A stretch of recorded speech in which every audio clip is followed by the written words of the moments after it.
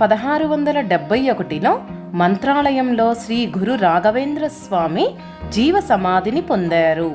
ఈ జీవ సమాధిని రాఘవేంద్ర స్వామి బృందావనం అని అంటారు. గురువారం నాడు ఈ రాఘవేంద్ర స్వామి బృందావనంలోకి ప్రవేశించారు. అందుకోసం మైసూరులోని మంత్రాలయంలో గురువారం నాడే రాఘవేంద్ర స్వామికి పూజలు ఘనంగా జరుగుతాయి. ఆ తరువాత బృందావనంలో జీవ సమాధి అయిన శ్రీ రాఘవేంద్ర స్వామికి కూడా పూజలు ఘనంగా నిర్వహిస్తారు.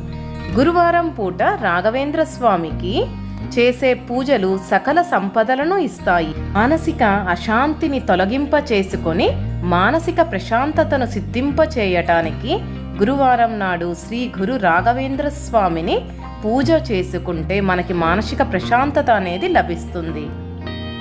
గురువారం ఉదయాన్నే నిద్రలేచి ఇంటిని శుభ్రం చేసుకోవాలి.